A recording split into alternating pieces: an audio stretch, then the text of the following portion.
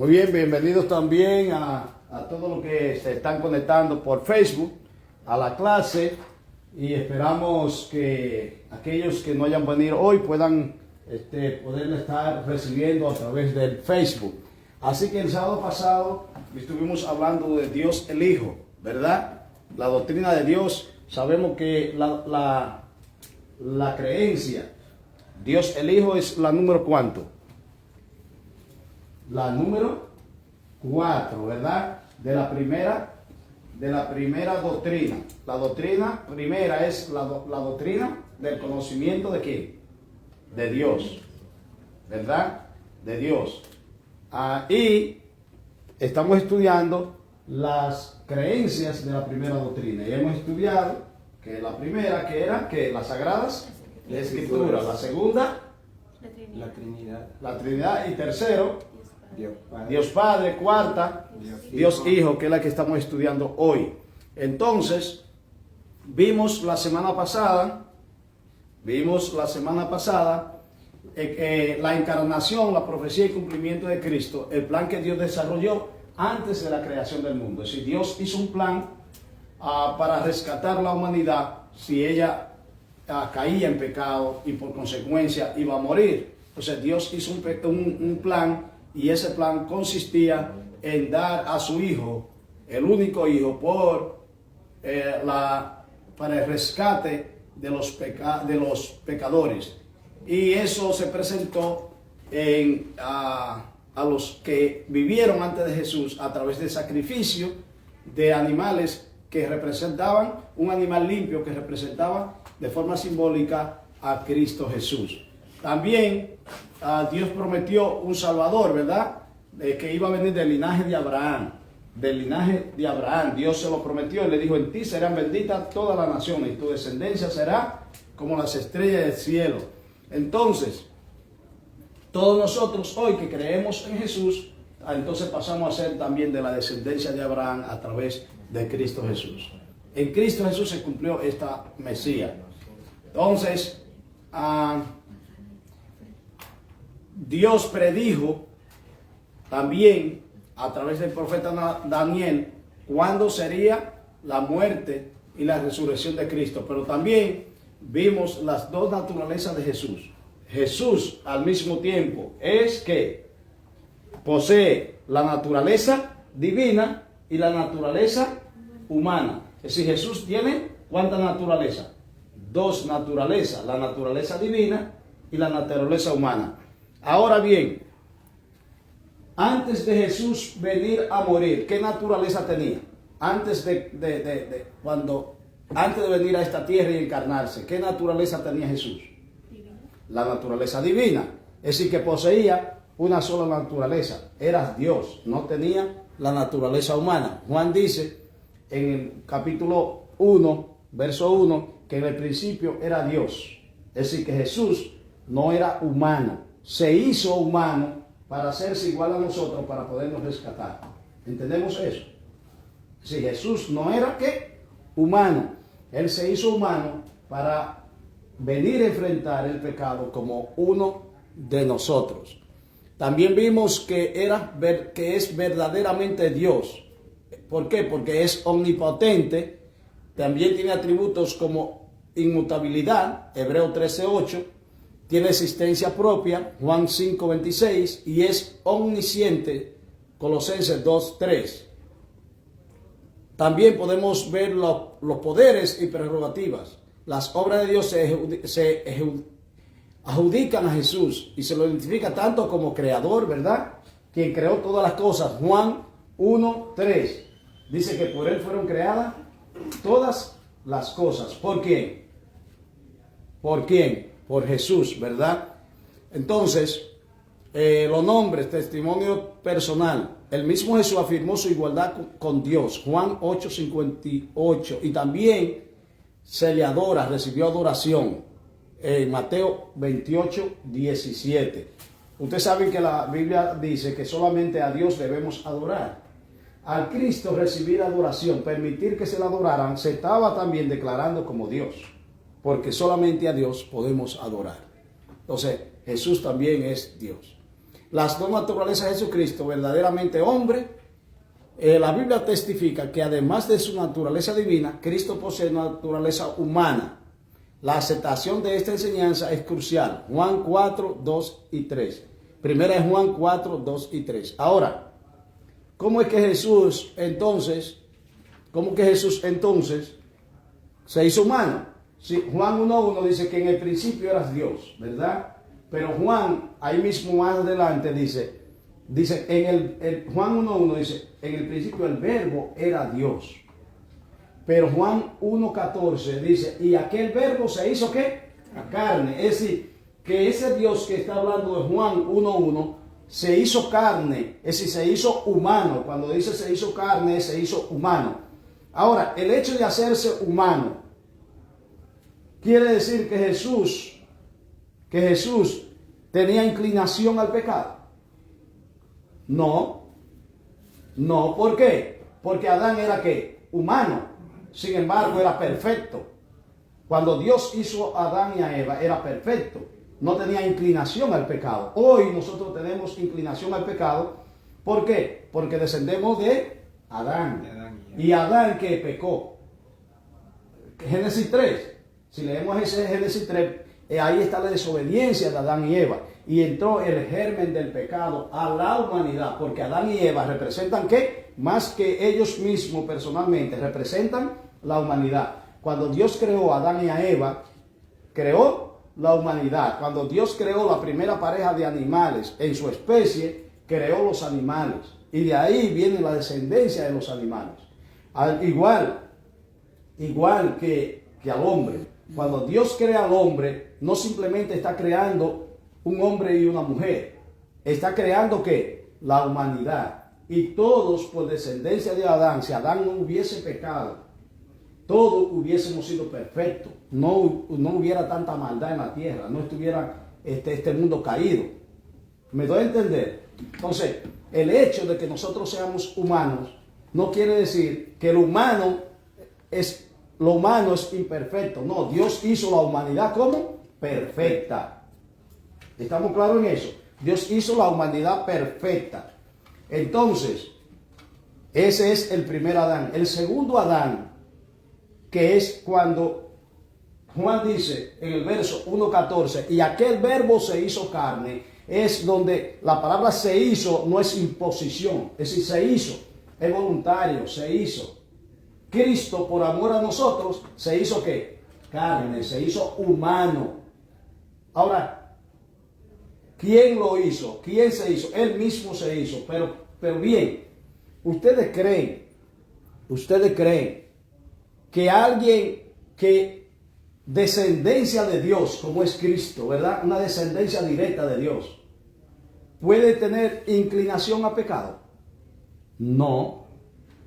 Porque Dios no puede hacer pecado, no puede hacer algo que tenga conexión con el pecado. Jesús vino con la naturaleza de Adán, con la primera naturaleza de Adán, con la no caída. Entonces, ¿por qué? Porque ¿quién fue que pecó? ¿Quién fue que cayó en desobediencia? Fue la naturaleza perfecta la que cayó en desobediencia, la que Dios creó. Entonces, ¿qué era la acusación contra Dios? Tú creaste al hombre y le diste leyes que eran imposibles ser obedecidas a la naturaleza perfecta. La acusación contra Dios de Lucifer era: tú creaste al hombre y le diste leyes que ellos no podían cumplir. ¿Por qué? Porque Adán desobedeció. ¿Cuál era el reto? De Dios demostrar que lo que él creó sí podía vencer el pecado. Que la naturaleza, que el humano que él creó sí podía vencer el pecado. Y entonces, ese Jesús se hizo humano para enfrentar en la misma condición de Adán perfecto, al pecado, porque el Adán perfecto fue el que pecó. ¿Me doy a entender? El Adán perfecto fue el que pecó. Entonces Cristo se hace humano en la condición de Adán para enfrentar el pecado en la misma condición de Adán, con una desventaja. Y es que había pasado 4.000 años de pecado. Cristo tomó nuestra naturaleza caída en el sentido de que nosotros nos cansamos, ¿sí o no? El hombre le da hambre, ¿sí o no? Le da hambre. Nosotros necesitamos descanso. Cristo también necesitó esas cosas. ¿Por qué? Porque tomó nuestra naturaleza caída, pero no hacia la tendencia al pecado, sino bajo la debilidad del pecado, que son cosas diferentes. Sí, esto es un poquito profundo, pero Cristo toma nuestras debilidades.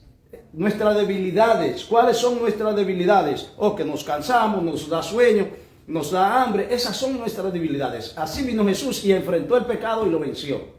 Gloria a Dios.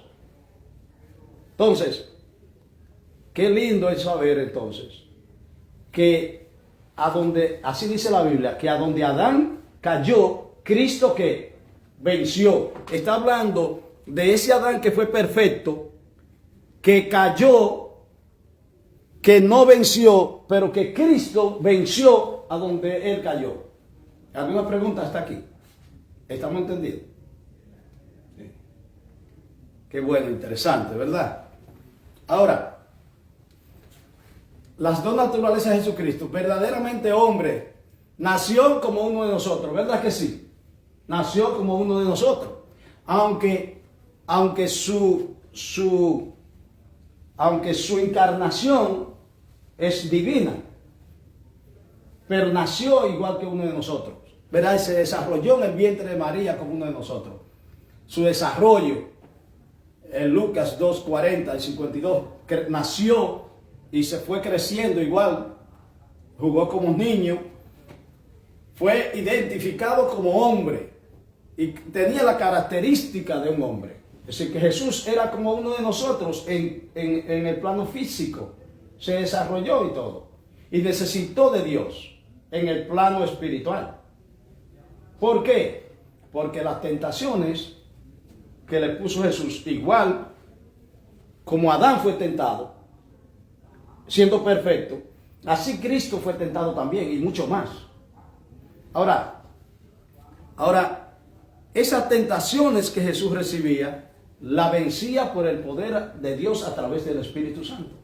Igual, hoy nosotros en Cristo Jesús podemos resistir las tentaciones por medio del Espíritu Santo también. Ahora, el hombre sin Dios, ¿ustedes creen que puede vencer la tentación? No, por sí solo, no. Por eso, un hombre bajo la tendencia pecaminosa, que le gusta el pecado, es decir, a la naturaleza caída le gusta el pecado. A nosotros nos gusta aquellas cosas que el diablo pone como que son buenas, que no son buenas nada. Porque yo les pregunto a ustedes, las cosas de este mundo, vivir para este mundo, no le puedo hablar ni siquiera del alcohol ni de esas cosas, le puedo hablar vivir para este mundo, imbuido en las cosas de este mundo, como si no existiera Dios. Así vive el ser humano sin Dios. Y muchos, aún después de conocer a Dios, siguen en eso, aún sin darse cuenta. Como que las prioridades son las cosas de este mundo. Entonces, eso es vivir sin Dios. Entonces, pero cuando nosotros conocemos a Dios, hay un cambio de pensar. Si por medio del Espíritu Santo podemos nosotros vencer al pecado, sin el Espíritu Santo no podemos. ¿Está bien? Los de Facebook nos pueden dejar cualquier pregunta en el Facebook y le estaremos dando respuesta. Ok, entonces, queridos, verdaderamente hombre, la extensión de su identificación con la naturaleza humana, vivió en semejanza de carne de pecado, es decir, como lo que yo estaba diciendo hace un rato, ¿verdad? A semejanza, algo semejante no necesariamente es igual, ¿verdad?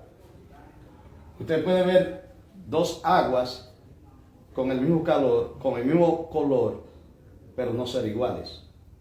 Una está contaminada y otra no. Ya, exactamente. Entonces, en la semejanza, Cristo vivió en la debilidad de nosotros, de este mundo. Como le dije a ustedes, que le daba hambre, tenía las necesidades de este mundo. El segundo Adán, Cristo el segundo Adán, 1 Corintios 15, 45. Es decir, como les hablé un rato atrás, Cristo es el segundo Adán. ¿Por qué? Porque el primer Adán fracasó. El primer Adán cayó. Entonces se necesitaba que un segundo Adán fuera levantado para que mostrara que verdaderamente la humanidad podía vencer el pecado, porque Dios la hizo perfecta, sin la inclinación al pecado. Yo les recomiendo que en su casa puedan leer a los Corintios, capítulo 15, de verso 45 al 49. Ahí hay una comparación perfecta de los dos Adán. Primera a los Corintios, capítulo 15, del 45 al 49. Ahí habla del Adán carnal, de la carne, y el Adán espiritual. Ahí vemos dos Adanes. Primera a los Corintios, capítulo 15, del 45, ahí dice 45 al 47, pero podemos leer hasta el 49. Hasta el 49. Muy importante. Ahora, Jesús fue tentado, ¿verdad? Experimentó las tentaciones como un ser humano. Como un ser humano. Sí, y mucha gente dice, Jesús no tenía la naturaleza, no, tenía la naturaleza pecaminosa porque fue tentado. Y si fue tentado podía caer. Adán fue tentado en la naturaleza perfecta. Cayó. Y cayó. Es decir, no tenemos que tener la naturaleza con la tendencia al pecado para nosotros ser tentados. Los ángeles, aún siendo mayor que los humanos, fueron tentados y cayeron en el cielo, ¿sí o no? Entonces, no es una prueba de que Jesús tenía la naturaleza con la tendencia al pecado porque fue tentado, no. La perfección es tentada. Entonces,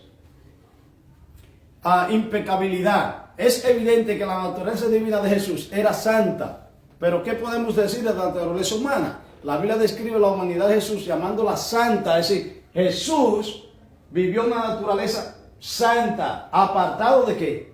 Del pecado. Apartado del pecado, glorificando a su Padre siempre en las decisiones que tomaba. La unión de las dos naturalezas. La persona de Jesucristo tiene dos naturalezas, divina y humana. El Dios hombre. Pero notemos que al realizarse la encarnación fue el eterno Hijo de Dios el que tomó sobre sí la naturaleza humana. Entonces, y no el hombre Jesús que adquirió la divinidad.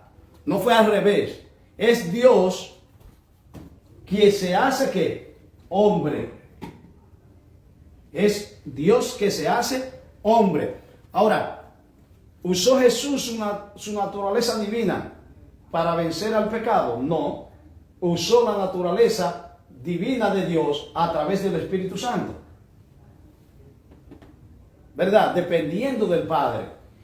¿Por qué? Porque Jesús tenía que venir como Adán.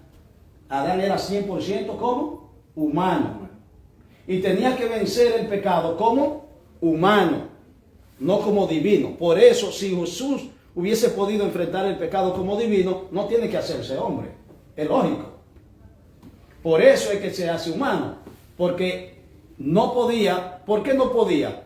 Porque la acusación, acuérdense que el diablo hizo una acusación, Lucifer hizo una acusación a Dios en el cielo, de que Dios era injusto, que había creado a sus seres queridos, le había dado órdenes, leyes, la ley, que ellos no estaban preparados para cumplir. Sin embargo, entonces Dios tenía que demostrar que Él era ¿qué? Justo. Por eso Jesús no solamente vino a salvarnos a nosotros, Él también vino a devolver la justicia a Dios, devolverle que Dios es justo, que Dios creó a la humanidad, pero que esa humanidad podía mantenerse fiel a Dios, podía mantenerse santa, perfecta como Dios la hizo. Y a eso Cristo vino. Entonces Cristo en esa humanidad enfrentó el pecado. Ahora, la unión de las dos naturalezas. En Cristo no se halla presente la pluralidad asociada con el Dios triuno. En su encarnación, Cristo no dejó de ser Dios. en su encarnación, Él no dejó de ser Dios, sino que tomó, miren bien, no dice que Él eliminó la naturaleza divina, sino que tomó que la naturaleza humana para poder con esa naturaleza enfrentar el pecado. Pero no fue que Él dejó de ser Dios. Él no enfrentó el pecado como Dios, lo enfrentó como humano, pero tenía las dos naturalezas en Él. ¿Podemos entender eso? Que tenía la naturaleza humana y la divina. Y la divina.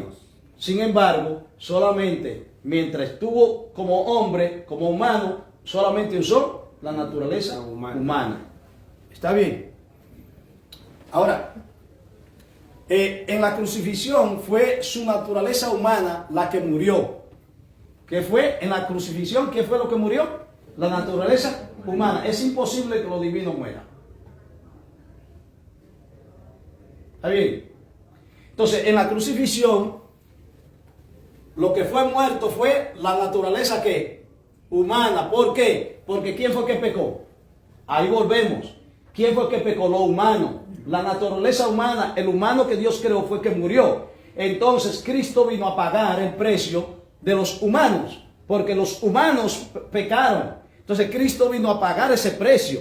Murió en la cruz del Calvario como humano y ahí pagaba el precio que Adán y Eva debían pagar, los representantes de la humanidad. Cuando Romanos 6:23, cuando dice que la paga del pecado es que la muerte. Entonces Cristo pagó lo que le demandaba la ley. Cristo pagó cuando murió como humano.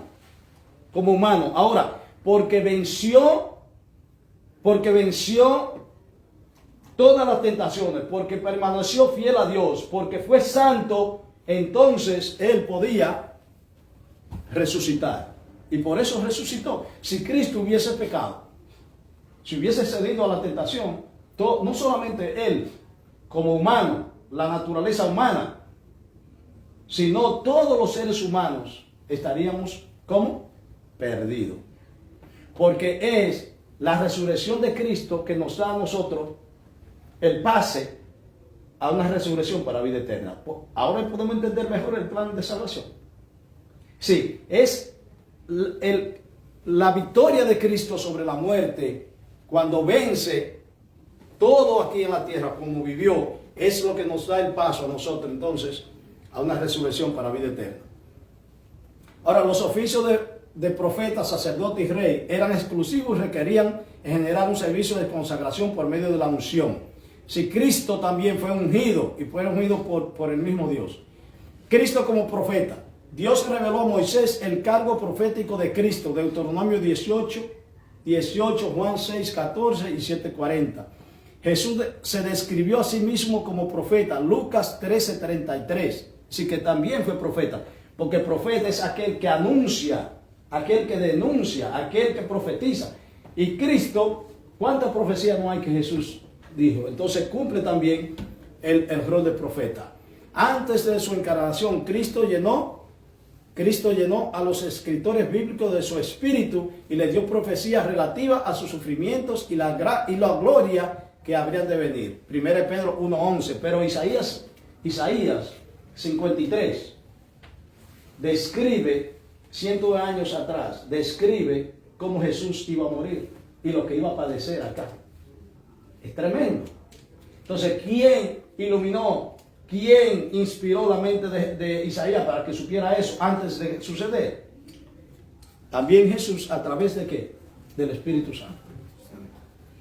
Cristo sacerdote, un sacerdocio terrestre también. Así pues, durante su ministerio terrenal, Cristo fue ambas cosas, sacerdote y ofrenda. Su muerte en la cruz fue parte de su obra sacerdotal. Después de su sacrificio en el Gólgota, su intercesión sacerdotal se centró en el santuario celestial. Miren, esto es muy importante.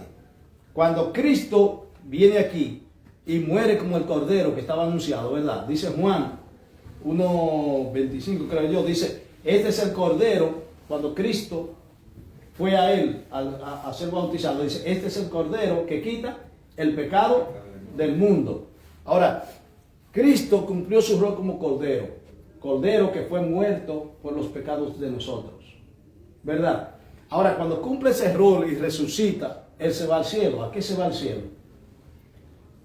A comenzar la segunda etapa del plan de salvación. Miren, el plan de salvación no se termina con la muerte y la resurrección de Jesús. ¿Por qué? Porque todavía estamos en este mundo. Y nosotros, de una manera u otra, caemos en pecado. Cuando usted habla una mentira, cuando usted hace cosas que no debe hacer, eso es pecado. Entonces, si el plan se hubiese terminado ahí, todos estuviéramos también perdidos. Pero ¿qué pasa? Cristo va al cielo y va entonces a interceder por nosotros. ¿Para qué? Para que si alguno peca, como dice 1 Juan capítulo 2, dice, si alguno peca, abogado tenemos con el Padre, ¿a quién? A Jesucristo el justo. Lo que pasa es que ahora Cristo va y ahora mismo está en el lugar santísimo intercediendo por cada uno de nosotros. Cuando tú aceptas a Cristo como tu Salvador personal, Cristo se convierte en tu abogado. Por eso es la importancia de entregarse a Dios. Por eso la importancia de hacer su pacto con Dios. ¿Por qué? Porque un abogado no te puede representar, no te puede defender si tú no le has firmado para que sea tu abogado. Tiene que haber un pacto primero entre tú y el abogado que tú le firmas para que él pueda defenderte. Nosotros tenemos que primero tomar a Jesús como nuestro abogado, tomar a Jesús como nuestro defensor para que él pueda hacerlo. ¿Me doy a entender? ¿Cuántos no están bautizados aquí todavía? 3. Ustedes tienen que entender que es un asunto de vida o muerte. Como le dije, un abogado no puede subir a corte a defenderte si él no te representa. Tú tienes que firmarle.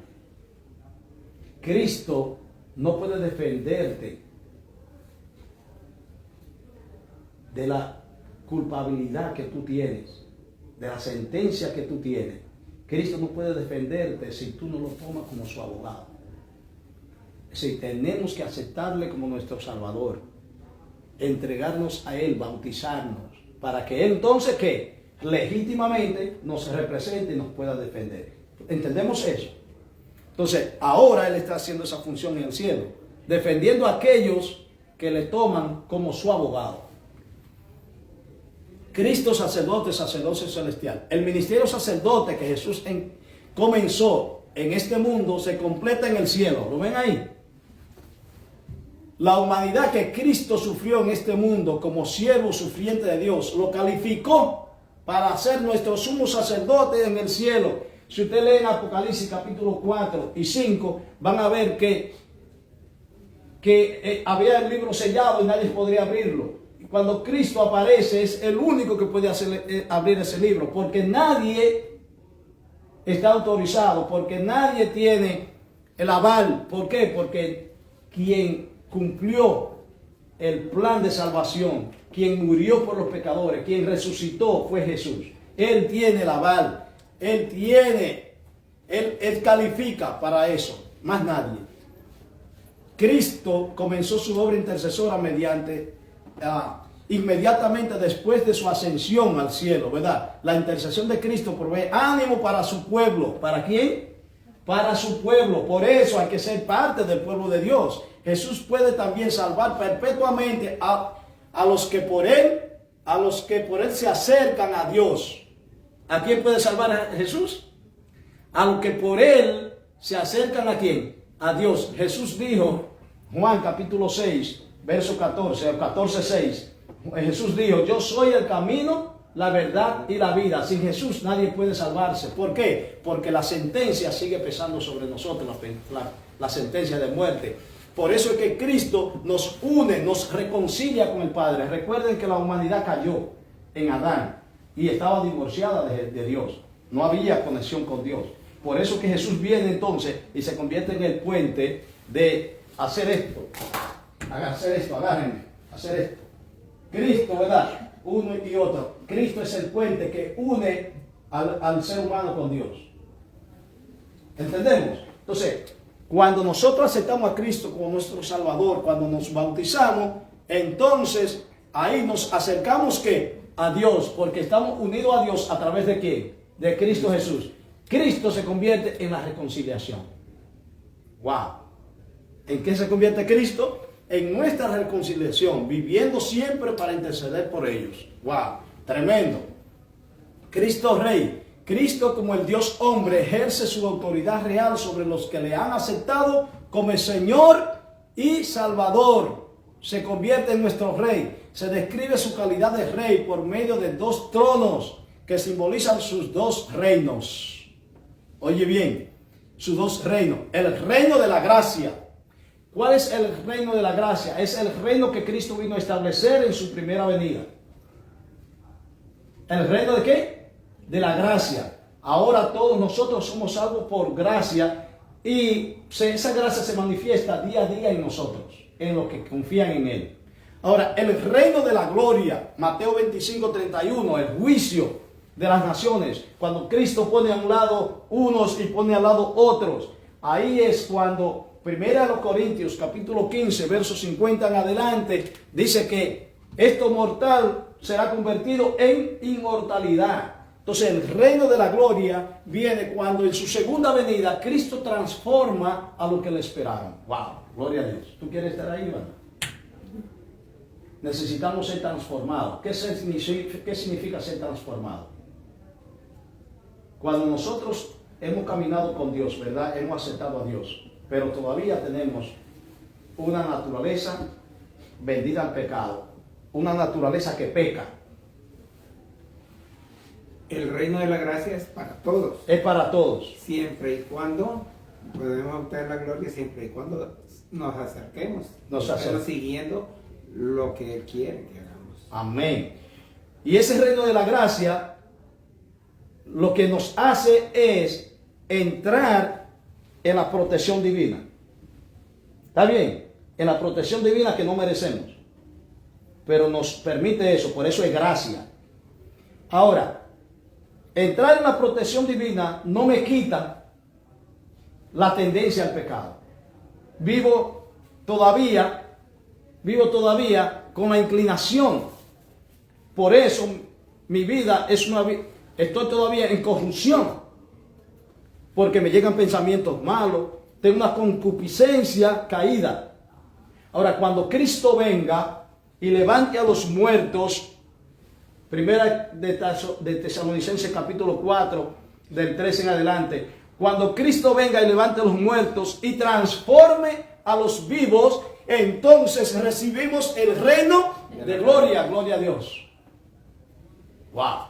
¿Por qué? Porque ahí ya no tendremos tendencia al pecado. Ahí ya no vamos a morir más. Ahí no nos vamos a enfermar más. Ahí no vamos a padecer más, ni vamos a ver un familiar, un niño morir, ni un accidente. Eso se llama el reino de ¿qué?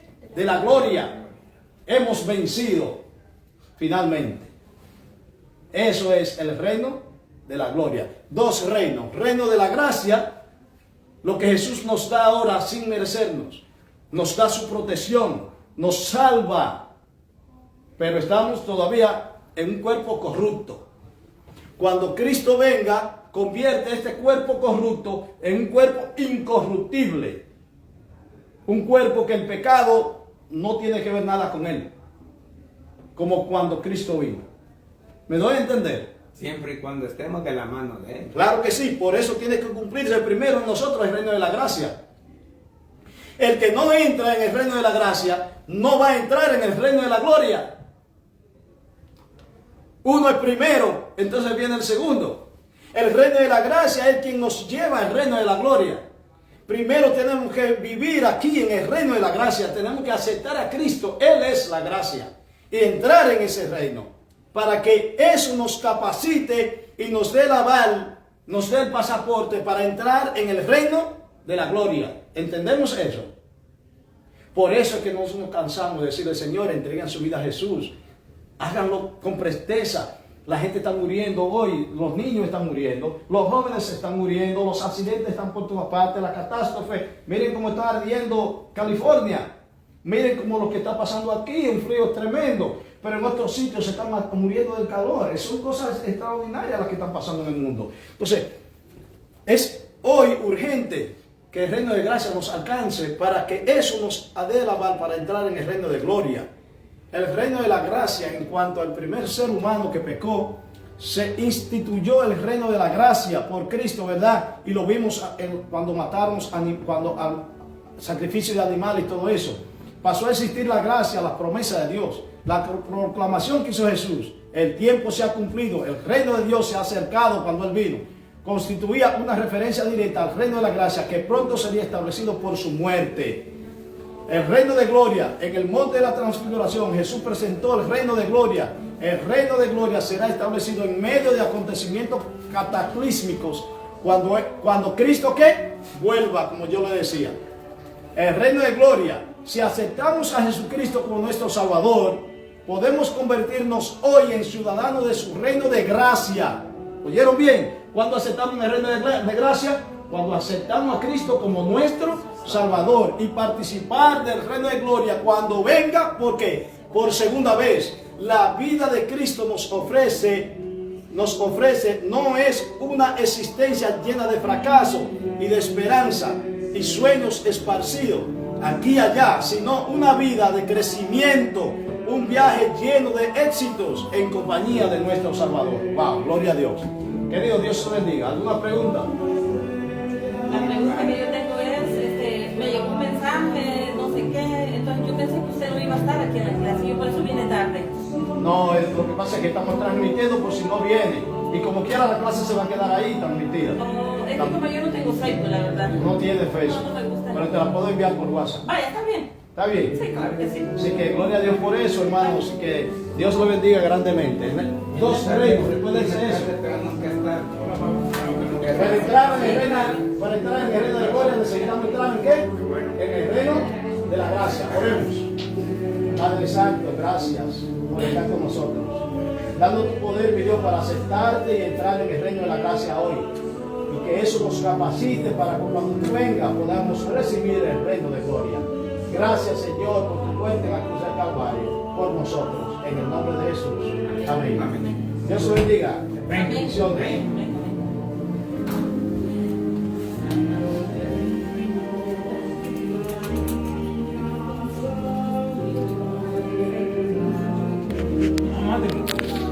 Ponle tu teléfono, quiero mandarte la plataforma de la semana que viene. Quiero mandarte las cosas para subir a la plataforma. Cuando tú te quedas aquí y vienes los sábados que viene. Dame anotar tu teléfono para mandarte esto.